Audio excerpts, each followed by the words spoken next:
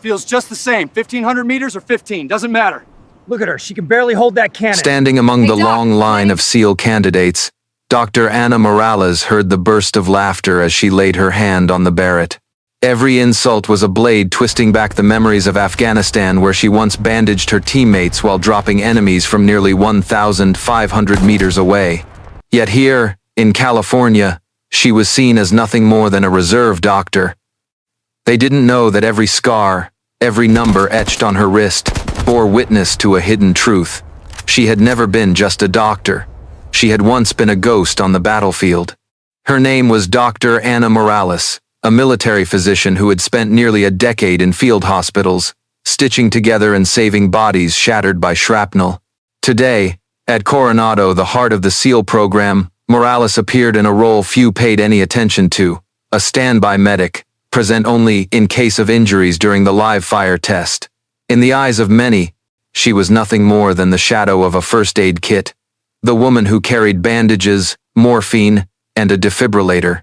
That shadow, standing small among the towering line of SEAL candidates, looked so out of place it was almost comical. The California sun beat down on the training range, light flashing off the blinding white sand, exposing every bead of sweat running across the taut muscles of young men built for war. Amid that forest of muscle, Morales was only a dot, her slight frame swallowed by a salt-stained shirt and combat boots a little too large. The instructor, Master Chief Coleman, made no effort to hide his irritation. To him, this was a place for predators, for men strong enough to wrestle both ocean and desert into submission, not a place for a doctor to tag along and watch. Coleman had survived dozens of training cycles, had shouted himself hoarse into the faces of rookies just to make them understand that SEALs had no room for weakness. And in his eyes now, Morales was the very embodiment of weakness, an administrative blemish shoved into a program forged only for the toughest. A doctor is always just a doctor, he had once said in the lounge, loud enough for everyone to hear. To Coleman, someone like Morales could never grasp the violent heartbeat of combat. Assault rifles, corner-clearing tactics, midnight dives into black water that was the world of the SEALs. Bandages and painkillers, they arrived only after blood had already spilled. And in the snipers' ranks, where even a slower heartbeat could mean life or death, Coleman believed a doctor could never belong. The younger candidates watched Morales with looks hard to define, half pity, half suspicion. Some bit their lips to keep from laughing, others whispered, "What's she even doing here? She'll just slow us down." To them, Morales's presence felt like an invisible obstacle, something that diluted the thick testosterone haze hanging over the range. But they all missed one thing: her silence. Morales's silence wasn't helplessness, nor was it resignation. It was like the surface of a still lake, concealing an unseen current flowing strong beneath. Her small frame, her thin hands gripping the strap of the medic bag, everything seemed designed to mislead the careless eye. Inside that easy-to-dismiss shell, Morales carried a secret no one at Coronado could have imagined. At the edge of the range, the ocean wind swept hard, tossing up sheets of sand into the air. Morales tilted her head slightly, her eyes tracking the falling grains.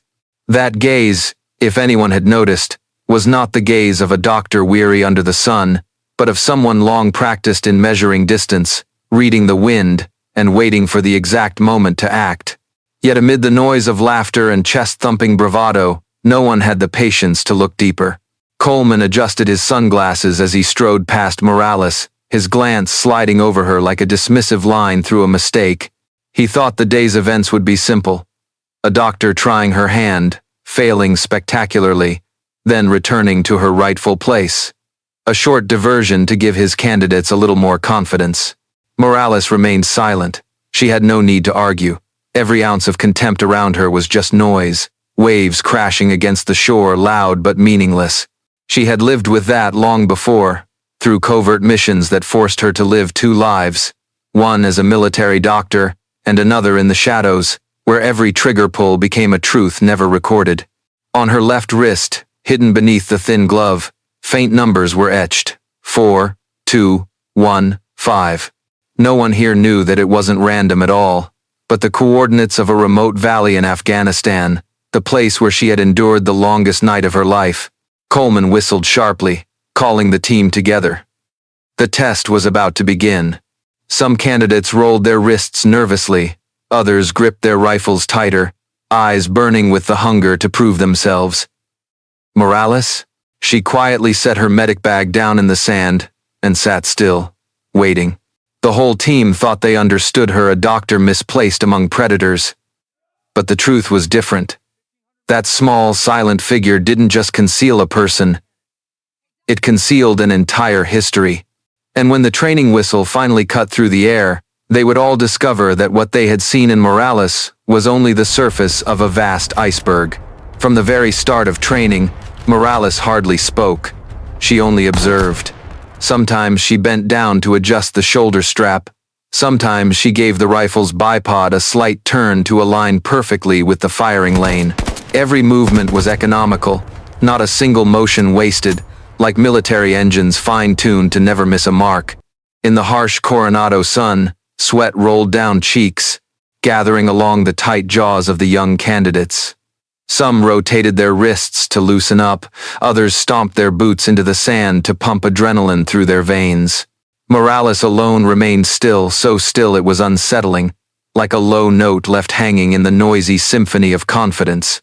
One of the younger candidates, perhaps more curious than cruel, tilted his head.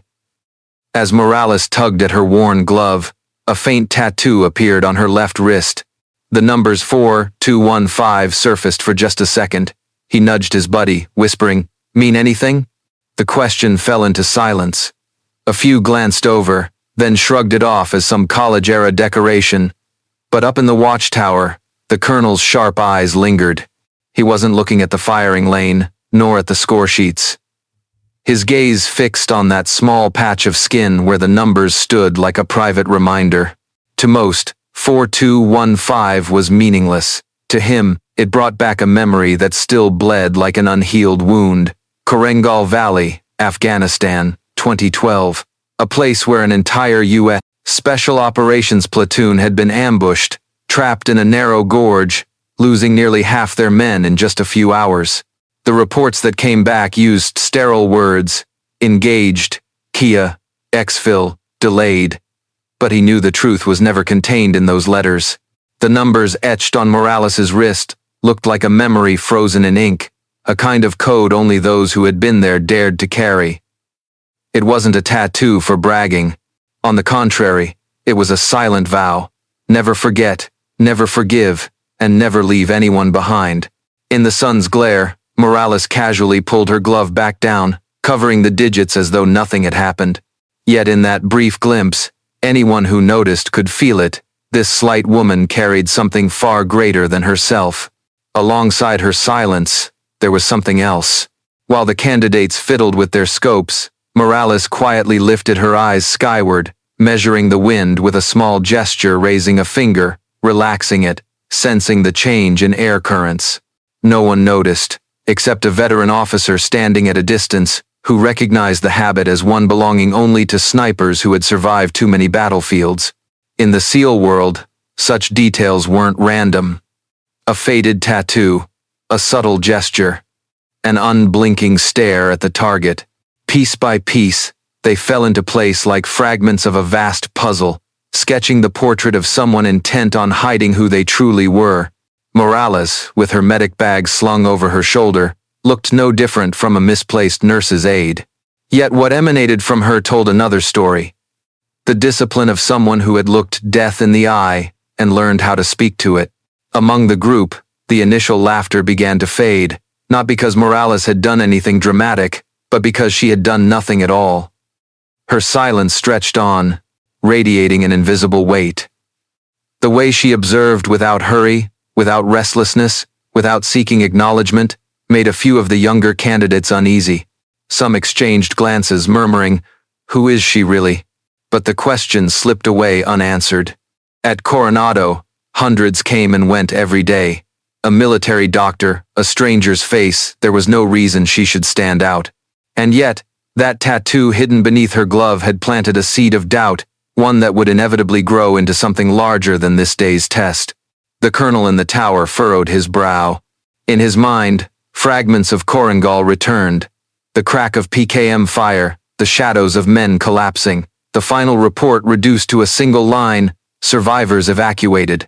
He had never forgotten. And now, seeing those numbers inked on the wrist of a quiet doctor, he knew the story wasn't finished. On the hot sand, the ocean wind picked up, pulling strands of hair loose across Morales's face. She kept her calm gaze steady, as though the clamor of the world around her had nothing to do with her. But beneath that stillness, something waited to surface, something neither Coleman nor the eager young men were prepared to face. And the question was no longer, what's she doing here? But rather, who had she truly been before becoming this silent shadow? Dear audience, grab a glass of water, take a moment to relax, and keep listening to the story. The twists are still to come. And please drop a comment below letting me know where you're watching from and what time it is for you. It's always a joy to see who's joining us from around the world. Drop a 1 in the comments if you find this story gripping, so we can keep bringing you more captivating tales. Coleman roared, his voice clanging like steel on steel. Cold bore test, 10-inch steel target at 1,100 meters, one shot only, no warm-up. No one has ever passed without being a professional sniper. The sound carried across the Coronado Range, where the ocean wind swirled with the salt of crashing waves and the oppressive heat radiating off the sand. Coleman stood tall, arms crossed, like a judge waiting to hand down a death sentence to anyone foolish enough to enter forbidden ground. He sneered, lips curling in contempt, deliberately throwing the challenge at Morales not to test her, but to prove she didn't belong here. The SEAL candidates stood in a ring, tense, eyes locked on her. Half of them expected her to fail, eager for proof that only men can keep their heartbeat cold as stone. The other half felt a flicker of pity, knowing just how merciless this test was. Morales didn't answer. No reaction, no defense. She simply lay down, her small frame pressed flat to the earth. The M210 rifle settled firmly into her hands, stock snug against her cheek. Her movements flowed too familiar, too ingrained. Her breathing slowed. Her heartbeat dropped into a rhythm only those hardened by hundreds of hours in combat could hold. The wind hissed off the sea, whipping fine sand into swirling trails of smoke. Heat mirages danced in the distance, warping the horizon. To most, it was a curtain blurring the target. To Morales, each ripple whispered in its own language, a language only a few had ever learned to survive. The air stretched taut as wire. Time itself seemed to stall. Everyone waited for the shot, for her to prove what Coleman believed beyond doubt, a humiliating failure. But Morales didn't see the target as a slab of steel. She opened her senses, letting the whole world seep into her scope. Barometric pressure, split-second shifts in wind, heat bleeding off the sand. It all assembled into an invisible equation. Her finger rested on the trigger, steady, unforced, a perfect union between her body and the rifle. One deep breath, one heartbeat. Then crack. The sharp report cut the air, clean and surgical, like a scalpel's edge, not a booming blast, but a precise incision through silence. For a heartbeat, nothing. The candidates held their breath. Coleman frowned, waiting for the telltale whine of a miss, the clang of a deflected round to prove him right. Instead, the sound returned from the distance. Ping. Small, crisp, unmistakable, a bullet striking dead on. The line froze. But that wasn't all. Through her scope, Morales saw it first. The round hadn't just hit the 10-inch plate. It had passed through the hostage drill, clipping the steel kidnapper silhouette set inches away, killing the target while sparing the hostage. One shot, both objectives. The moment cracked open the heavy air like lightning. Silence shattered, not with cheers but with sharp breaths, wide eyes, faces locked in disbelief. The entire range seemed carved in stone. Morales calmly lowered her rifle, swabbed the barrel with careful precision like she'd finished a routine medical procedure, not shattered an unspoken record. Coleman, the man who barked like thunder, now stood frozen. His lips moved but no words came. Color drained from his face, pride collapsing under the weight of what he had just seen. Years of breaking candidates, Of watching them fail, never once had he been forced to swallow a blow like this. On the tower, the colonel remained silent, eyes narrowing not in doubt, but in confirmation. He had seen the numbers on her wrist. Now he saw the skill that could not be hidden. One young candidate swallowed hard, chest rising and falling. He realized this was more than a lucky shot. This was precision as philosophy, the kind only carved from experience no book could teach. Morales stood, brushed the sand from her uniform, and slung the medic's bag over her shoulder. Every eye tracked her, transfixed. No explanation, no excuses. One bullet and the entire range had changed, Coleman muttered, almost without meaning to. No way. But denial itself rang louder than any admission. A combat medic seen by most as the one who carries bandages had just rewritten the standard with a single squeeze of the trigger, and the question spreading through the young men now was no longer about failure. If a medic could do this, then who was she really?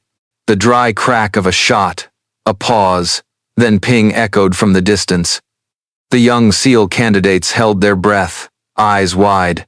Through the scope, the bullet had pierced straight through the forehead of the steel kidnapper silhouette, not just hitting the target, but rescuing the hostage only inches away. The air erupted, but not with cheers. It was stunned silence, as if Coronado's range had just witnessed something beyond its limits. Coleman froze, face pale. Every insult he had hurled minutes before now turned like blades cutting deep into his pride. Morales paid no mind to those stares. Calmly, she cleaned the rifle's barrel, every movement neat, as if she had just completed routine paperwork. No flourish, no hunt for glory. The way she handled her weapon steady, composed, made it clear. That shot hadn't been luck. It was simply part of who she was. On the watchtower, the colonel tilted his head slightly. In the thick dossier before him, he had seen the mark, the tattoo, 4215. Now, with that cold surgical shot, he was certain. This was not just a combat medic. This was someone who had walked through Korangal Valley when it became hell in 2012. A sea breeze swept in, carrying salt and gunpowder. The heavy air split with the colonel's calm voice. No shouting, no explanation. Just one short line, falling like a hammer. That's enough. Test is over. All heads turned. In that moment, Coleman's authority dissolved. What remained was a bowed look, half respect, half fear. The young candidates, once so eager to joke, now stood silent, like students listening to a sacred verse. Morales said nothing. She packed up, shouldered her medic's bag, but every movement carried new weight, as if the air itself had to recalibrate its definition of her, no longer a shadow with bandages, but a force that needed no display. In the silence, memories surged back. The faded tattoo on her wrist, Korangal coordinates, no decoration. It was a reminder, carved from the day an American unit was ambushed in that valley. Many had fallen. Yet in that chaos, a young medic had crossed through gunfire, saving lives while firing back. No report ever named her, no medal was ever given. Only the survivors' eyes carried the truth. On the range, the young SEALs glanced at each other, curiosity mixed with reverence in their eyes. A question grew, but none dared voice it. Who is this woman really? Coleman tried to reclaim authority. He opened his mouth, but his voice was hoarse, stripped of weight. His eyes faltered when they met the colonel's. In that instant, the balance of power shifted, openly and irreversibly. No doubt remained. The truth had been validated by the highest authority present. Morales didn't savor victory. She simply bent down, picked up a still-hot shell casing. The simple act felt like ritual. In the military, brass was more than metal. It marked a moment, a witness. For her, it was a reminder. Every bullet fired must mean a life saved. A shaft of sunlight stretched her shadow long across the sand. The silence around her no longer carried ridicule, but recognition. Each breath in the group grew heavy, as though they had just seen a living legend step back into the world in the guise of a medic. The colonel turned, stepping down from the tower. He left without further explanation. But his very departure carried weight. He had seen enough, and with his silent authority, He had just confirmed Morales belonged here. She clenched the brass casing in her palm, then tucked it into her chest pocket. A closed gesture, yet one that hinted at an entire hidden universe. For her, this was not victory over prejudice. It was duty, part of the debt owed to those who had fallen in that distant valley. The range slowly dispersed, but the echo lingered. Hesitant footsteps, eyes that no longer dared meet hers directly. Coleman walked heavy, his shoulders bent, and Morales, still small, still quiet, now left footprints that carved deep into the minds of those who had witnessed. The question spread through the ranks. Was this the last time they would see her as merely a combat medic? Or was this only the beginning of a far greater truth? A voice rang down from the watchtower, slicing through the heavy silence.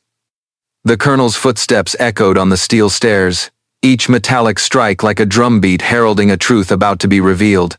In his hand was a tablet, its glow casting sharp light across his stern face. He stopped in the center of the range, before a sea of confused eyes, and spoke in a steady, resonant tone. Dr. Ana Morales, Unit, Naval Special Warfare, Black Echo, 5 deployments. Silver Star for Valor, after eliminating an HVT at 1,560 meters, while simultaneously treating a wounded teammate. The air shifted, each word dropped like a stone into a still pond, ripples spreading and striking every heart. The smirks, the whispers of mockery from minutes before evaporated into nothing. The colonel lifted his head, voice clear, hand raised in a perfect military salute. "Welcome back, ma'am. It's an honor." In that instant, Coronado was no longer just a training range. It became a public hall, a stage where truth was declared, where the highest authority had delivered recognition that no one could deny. The young candidates, who had been snickering before, now stood wide-eyed, jaws clenched, shoulders trembling. They had just witnessed a rare ritual, a senior commander saluting a doctor, the very person they had dismissed as medical baggage. Morales remained still, her hands still carrying the scent of gunpowder, her shirt streaked with salty sand from the sea wind. She gave no reply, no speech, only a slight nod, humble and restrained, but that very restraint carried farther than any applause. Behind her, Coleman faltered, his boots dug into the sand, but his pride had lost all footing. He had set out to humiliate Morales, to prove she didn't belong. Instead, he was the one exposed not just before recruits, but before history itself. A history Morales had written in sweat, blood, and silence. A sudden gust swept across, carrying the tang of hot metal and salt. Young faces lowered, some eyes drawn to the faded ink on Morales's wrist. They had heard the colonel's words, but that tattoo, 4215, now bound it all together. The cipher that validated every detail revealed. The entire training community pivoted at once, from doubt to reverence, from ridicule to awe. Whispers spread, not about weakness anymore, but about the 1,560-meter record. That number echoed like legend, etched into the memory of everyone present. Some candidates unconsciously stood taller, adjusting their stance as if to be worthy of her presence. One young recruit, still baby-faced, placed a hand over his heart. No one told him to. The gesture rippled outward, silent, like a chain reaction. Morales showed no pride, no boast. To her, glory had never been the goal. What mattered were the breaths still alive after each mission. Yet, to those around her, that humility was like clear glass, allowing them to glimpse the light inside her, a light forged from steel discipline and the compassion of a healer. Off to the side, logistics staff paused their work. They too had heard.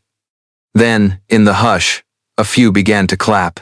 At first scattered, but soon spreading, joining with the ocean wind into an unspoken anthem. Coleman did not clap.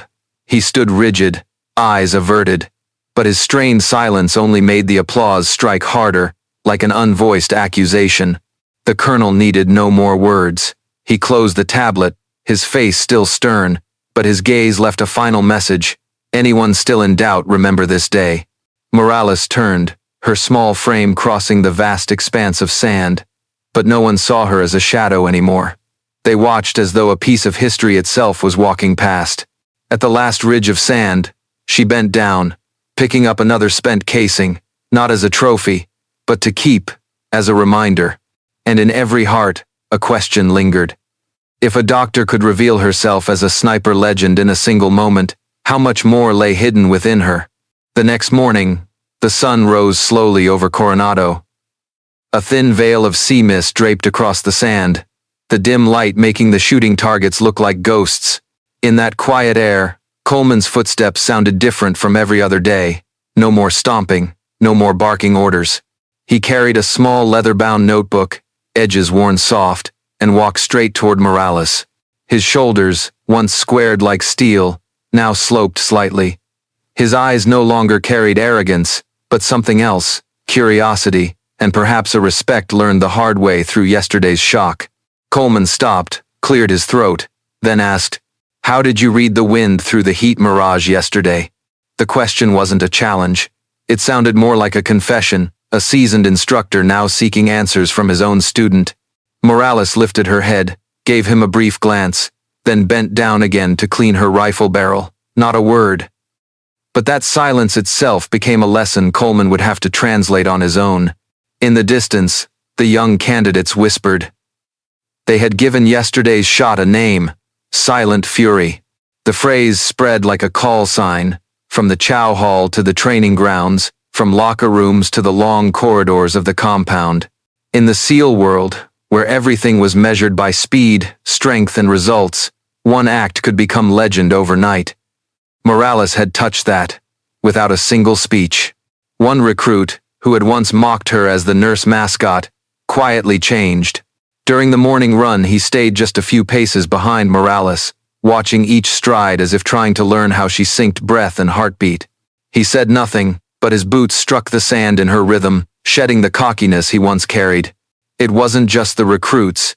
Even the officers who once stood apart began to shift their gaze.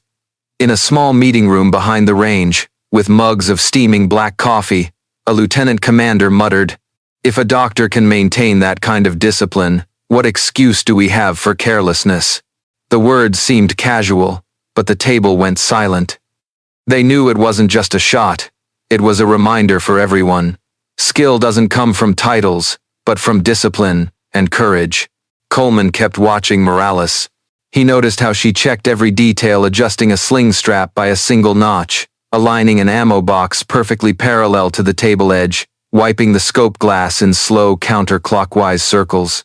To others, it might look like perfectionism. To him, it was a message. Someone else's life might one day depend on these tiny details. Other candidates began imitating her.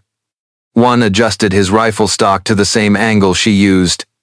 Another practiced controlling his breath, counting 2 in, 2 out, just like her. Slowly, Morales's silence became a shared language. At dinner, with trays clattering against metal tables, the usual noise softened. A group of trainees whispered about the file the colonel had read aloud the day before. They pictured Korengal Valley, a doctor crouched in fire, bandaging wounds while firing back, keeping teammates alive. The story grew into small legends, embellished at the edges, but all rooted in one truth. Morales was no shadow. For a strange moment, her presence became a mirror. Everyone on base asked themselves, would I stay calm when everything collapsed? Could I put others before my own safety? That evening, Coleman sat alone in his room, opening the old notebook. His hand trembled slightly as he wrote, "Silent Fury lesson not in any manual. The strongest isn't the one who shouts the loudest." For the first time in years, he felt like a student again. Morales remained the same, quiet, blending into sand and sea wind. She didn't need the spotlight, but her very refusal of it made her the center. A center not imposed by authority, but formed by voluntary respect. The story of that shot began moving beyond Coronado. A logistics officer retold it to his wife in San Diego. A radar tech texted a friend in Norfolk. Within days, Silent Fury was being whispered in SEAL forums across the country. The younger generation, once arrogant, suddenly felt small before a doctor. But in that smallness, They learned what no manual could teach. True strength doesn't come from muscle, but from discipline and the courage to remain silent when it matters most. And then, in the evening light, as the sea wind carried its briny bite, one question lingered in every mind. If this was only the beginning, how much more was Morales still keeping hidden? Sunset light streamed through the windows of the Coronado Hall, casting a warm gold across the oak-framed steel target. On the cold gray surface, a single perfect hole sat like the axis of the universe, silent, yet impossible to fade. It wasn't just the mark of a bullet, but a living reminder of the day an entire force understood. Sometimes, silence echoes louder than any shout. Morales stood at the back of the room, far from the target. She didn't seek anyone's gaze, nor did she need applause. A white lab coat draped loosely over her shoulders in place of the combat gear of years past, old doctor's shoes darkened by hundreds of night shifts. Yet her eyes, when they fell on that dent in the steel, still shone as they had the first time she looked through a scope at over a mile away. Up front, Coleman stepped to the podium. The man who had once been proud now stood humbled. In his hands was a training notebook, spine worn from being opened hundreds of times. He pointed to the small hole and spoke in a steady, low voice. This woman showed us a simple truth. Strength isn't in muscle, nor in the roar. It lies in discipline and skill. The hall fell utterly silent. Young faces, SEAL candidates stepping into this legendary room for the first time, looked up at the target as though it were a doorway to another world. They didn't laugh. No one doubted. They stayed quiet, just as Morales had once stayed quiet in the face of scorn. That story became an unwritten ritual. Every new class heard it. Everyone lifted their eyes to that single bullet hole. What was once a crowd's mockery had become a measure of respect. And there, Morales, though not standing on the podium, remained present in every retelling, in every thoughtful nod. Sometimes, at the end of the day, a few recruits approached her. They didn't call her name, didn't ask for signatures. They only stood at attention, saluting, as if meeting a figure pulled straight from history books. Morales gave a shy smile, then joked half serious, half playful. "Don't make this old doctor teach you how to run. I still hold the 3-mile record." The group laughed, light and easy, breaking the tension like a breeze. Behind that laughter lay silent respect. They knew she was not just a doctor, she was proof that legacy doesn't need to shout to be remembered. It only takes one bullet aimed true, one moment perfectly timed, and one person who holds steady to discipline in the storm. And as the years passed, the target never rusted. Each class that came through, the bullet hole shone sharper in collective memory. They began to call it many names: Silent Fury, the Doctor's Shot, or simply Morales's Echo. All pointed to one meaning: silence can shape a generation. On her night shifts at the military hospital, Morales sometimes thought of it. The steady beeping of monitors, the sting of antiseptic, the pale wash of fluorescent light. In that space, she could almost hear the wind off the training field, the clang of steel, the shouted cadence of recruits she'd never meet, but whose hearts she had touched. At Coronado, the legend grew, rippling outward like circles on water. One shot, one silence, had bridged generations between arrogance and humility, between doubt and trust. And it had all begun with a doctor who walked onto the range not to prove herself, but simply to save a teammate. Hazy smoke drifted through the military bar in Norfolk, neon red and green lights reflecting off chipped beer mugs. Amid the laughter and noise, a voice rose and fell, drawing the table's attention. "You heard about her? The doctor, the one who left a bullet mark on the Coronado steel target." Curious eyes turned. The story quietly crossed oceans, carried through night watches, past insecure emails, even scribbled on the back of a worn sergeant's notebook in Guam. It became an unwritten legend. The most dangerous person in the room is often the one we're quickest to overlook. Morales never retold it. She didn't need to. Every detail was already carved into collective memory. The target hanging in Coronado's hall, a colonel's nod, the change in young soldiers' eyes. They spoke for her, clearer and more enduring than any words. At the military hospital, Morales still worked in silence.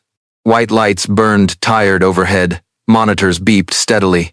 During night shifts, holding the hand of a young soldier panicked by his wounds, she whispered simple things, not about battlefields, but about breathing deep, keeping his heartbeat steady. Yet for those who knew the Coronado story, the way they looked at her carried something else, not just a doctor, but a living legend. That legacy wasn't printed in any record book, nor listed on any leaderboard. It lived in a new culture, quietly taking root among special operations units, respect for the silent warriors, not the loudest voice, not the most reckless charge, but the one who held discipline when everything fell apart. In San Diego, a group of SEAL candidates at a beachside cafe froze when they saw Morales walk past. They didn't rush for photos, they all stood together, silently coming to attention. Morales flushed, trying to deflect with a joke. "Sit down, I'm just here for coffee." But in that moment, she understood what she left behind wasn't a single shot, but a new way of seeing respect. Maybe that was what made Morales smile more often. She began carrying a small pen in her pocket, for when someone insisted on keeping a memory. On notebook covers or train tickets, she wrote only 3 words: "Discipline is freedom," then signed her name in a faint, shaky hand. Those words traveled too, like the story itself, snapped in photos, shared on secure networks, pinned to training boards. Each new SEAL class treated them like a motto, taping them above their bunks. And so, a doctor who never sought fame became the invisible foundation for a generation of warriors. They say true legacy isn't measured by medals, but by the habits that remain after you're gone. For Morales, it was silence in chaos, discipline above ego, the reminder that strength doesn't always roar. On late nights, when Coronado's hall stood empty, moonlight shone on the steel target. A young soldier stood still, staring at that tiny bullet hole, imagining the woman who had made it. He'd never met Morales, yet felt as if she'd trained him from afar.